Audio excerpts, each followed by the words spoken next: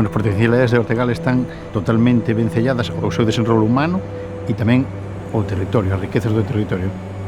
Riqueza pesqueira, riqueza agrícola, riqueza forestal e, por que non dicilo, paisaxística e turística, non? Creemos que é un territorio absolutamente singular dentro da xeografía galega.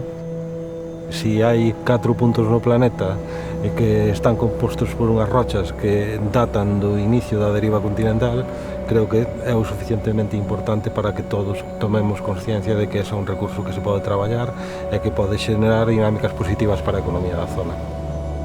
Para mí Ortegal é todo. Eu nacín aquí, estuve moitos anos fora, volvín a Cariño, na comarca de Ortegal, a vivir e a traballar aquí. Miña familia tiña fábrica con Cerros La Pureza, que ten moitos anos, vamos facer un século de vida.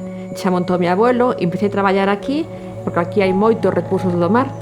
E tamén montei outra fábrica de conserva vegetais e mermeladas, aproveitando tamén os recursos da terra.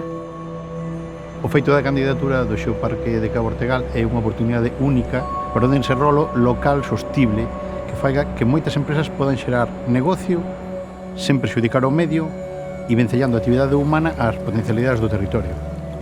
Gustaríame que en Ortegal sigueran habiendo empresas sostenibles, tamén que hubiera algo de turismo, pero un turismo sostenible e de respeto coa xente de aquí e co medio ambiente. Ser capaces de lograr a certificación UNESCO como xeoparque mundial vai dar pé a que o nome do territorio e a localización do territorio apareza referenciada en múltiples publicacións científicas, divulgativas, en múltiples plataformas de difusión dun espacio que ten unha serie de valores xeolóxicos, culturais e históricos que nos van a facer absolutamente singulares e que van facer tamén de nós unha referencia turística de primeiro orden a nivel mundial.